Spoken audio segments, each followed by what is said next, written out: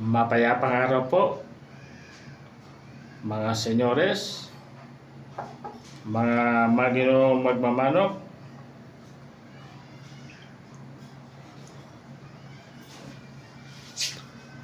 Kung gusto mo ng dekalidad, matibay, at malusog na manok panabong,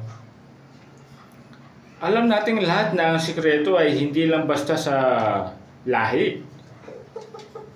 Nagsisimula ito sa tamang pag-aalaga mula pa lamang sa unang yugto ng kanilang paglaki.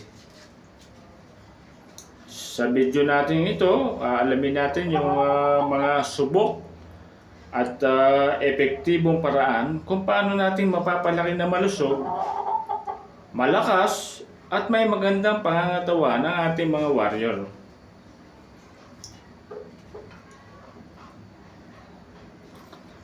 Unang-una sa lahat ay ang pagbibigay ng tamang nutrisyon.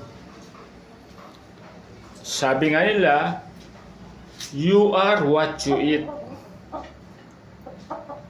Para sa mga lumalaking warrior, napakahalaga na ibigay ang tamang protina, bitamina at mineral sa bawat yugto ng kanilang edad. Sa edad na 1 buwan, dito kailangan ng mataas na protina para sa mabilis na pagbuo ng buto, pagtubo ng balahibo, at siguraduhin na sariwa ang feeds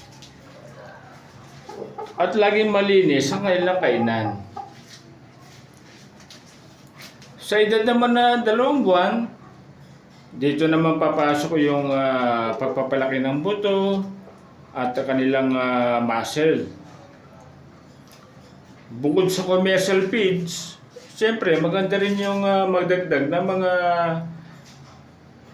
natural na bitamina para sa kanilang digestive system.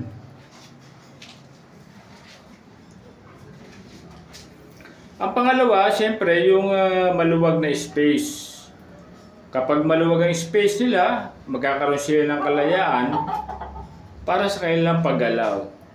Kasi po, hindi po madedevelop ang isang warrior kung nakakulong lamang ito sa masikip na espasyo. Kailangan nila ng sapat na flying pen, katulad nito, flying pen, na merong lupa. Kailangan din nila ng sapat na sikat ng araw sa umaga. At napakahalaga rin ng pag-expose sa morning sunlight para makuha nila ang tinatawag na vitamin D. Makakatulong ito para maging matibay ang kanilang buto at sa kanilang paglaki. Tandaan nyo, kapag maluwag ang kulungan, siyempre, makakakilos sila ng husto, makakaiwas sila na sa sakit, at makakaiwas din sila sa mikrobyo at mga parasite. Ang pangatlo naman po na pinaka-importante ay yung pagbibigay ng hydration at kalinisan. Huwag na huwag natin pababayaan na magbigay sa kanila ng malinis na inumin. Kailangan po ang pagbigay ng sariwang tubig ay araw-araw. Ito kasi ang magiging susi para sa magandang metabolismo nila. Pwede rin po kayo magdagdag ng electrolytes, anti-stress, mga supplement, para matiyak na laging maliksi ang ating mga alaga. Ugaliin natin regular ang paglilinis ng kailangang kulungan. Kailangan din natin mag-disinfect ng kailang kulungan para maagang makaiwas sa sakit.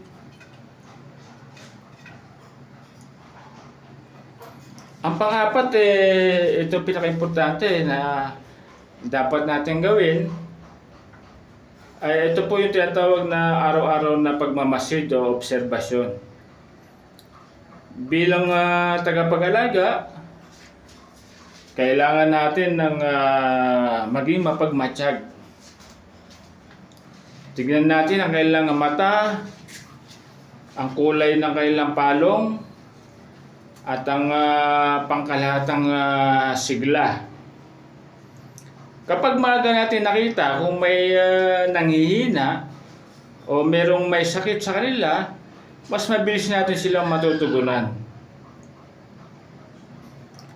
Ang pagpapalaki ng dekalidad na mandirigma ay hindi po biro.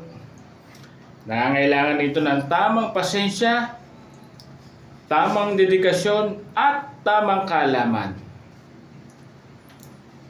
Hanggang dito na lang po mga senyores, mga maginoong magmamanok.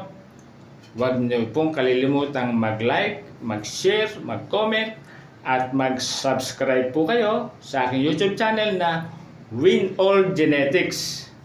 Maraming salamat po sa inyong walang sawang pagsubaybay at pagsuporta po sa aking YouTube channel na Win All Genetics.